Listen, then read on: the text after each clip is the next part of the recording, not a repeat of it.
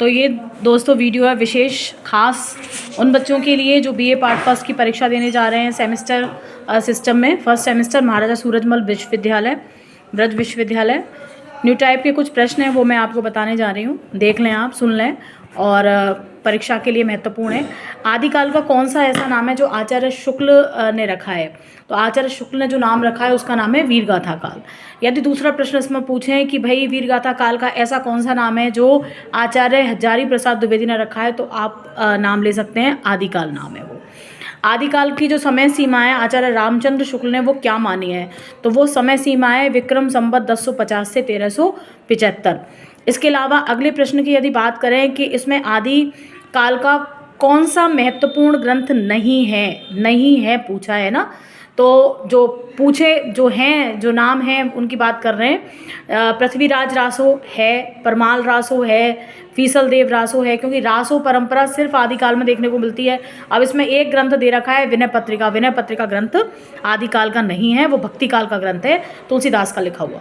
उसके बाद अगली बात करते हैं कि आदिकाल को बीज वपन काल नाम किसने दिया था? तो बीज वपन जो काल नाम था वो आचार्य महावीर प्रसाद द्विवेदी के द्वारा आदिकाल को दिया गया था। हिंदी साहित्य का इतिहास का पहला ग्रंथ जिन्होंने लिखा उनका नाम क्या था? तो उनका नाम था गारसा द तांसी। फ्रेंच भाषा में उन्होंने इस ग्रंथ को लिखा था। उसके बाद अगला जो है प्रश्न वो है कि इसमें मिश्र बंधुओं में कौन शामिल नहीं है?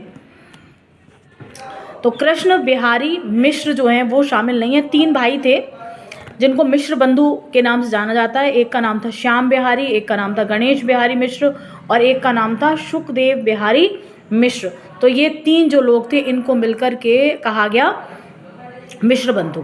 उसके बाद अगला जो प्रश्न है वो है कि आचार्य रामचंद्र शुक्ल का हिंदी साहित्य का इतिहास जो है सर्वप्रथम कब प्रकाशित हुआ? तो 1929 ईस्वी में जो है ये प्रकाशित हुआ। उसके बाद यदि अगली बात करी जाए तो इनमें से मिश्र बंधु विनोद जो है वो किसने लिखा? ग्रंथ का नाम है मिश्र बंधु विनोद। तो मिश्र बंधुओं ने लिखा, तीनों भाइयों ने मिलकर के मिश्र बंधु विनोद की रचना करी।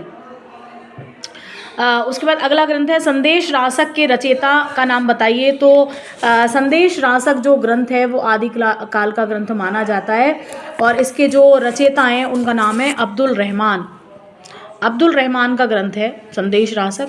उसके बाद आदिकाल में लिखे गए महाकाव्य का नाम लिखिए। तो आदिकाल में जो पहला महाकाव्य आप जैसे कह सकते हैं वो है कौन सा? पृथ्वीराज रासो। और पृथ्वीराज रासो के जो रचयिता थे उनका नाम था चंद्रवरदाई। पृथ्वीराज के घनिष्ठ मित्र थे वो, और उसमें पृथ्वीराज के 14 विवाहों और 14 युद्धों का वर्णन देखने को मिलता है। उसके बाद एक और अगला प्रश्न बनता है कि भाई पौंचर्यु नामक जो रचना है वो किस कवि की है? स्वयंभू जो है कवि हैं उनकी रचना है, जैन कवि माने जाते हैं स्वयंभू। आदिकाल की प्रवृत्तियों की बात कर रहे हैं, कौन सी प्रवृत्ति नहीं है निम्न में से?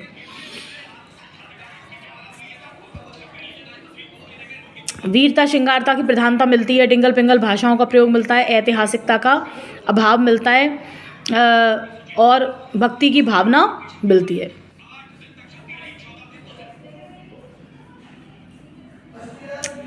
तो इसमें तीसरा जो उत्तर है ना, ऐतिहासिकता का अभाव, वो सही आंसर है।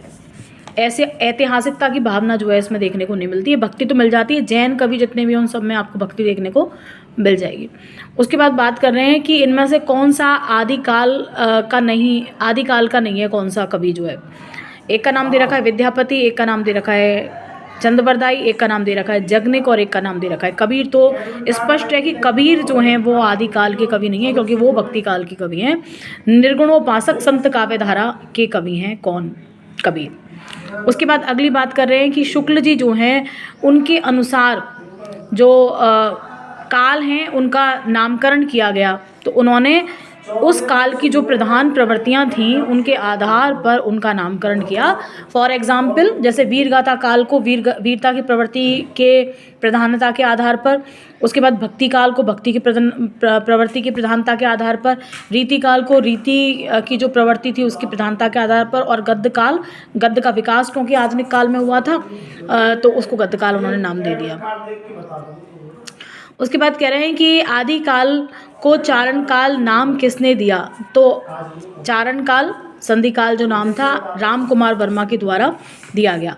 राहुल सांस्कृत्यायन ने हिंदी का पहला कवि किसे माना? सरहपा को हिंदी का पहला कवि माना किसने?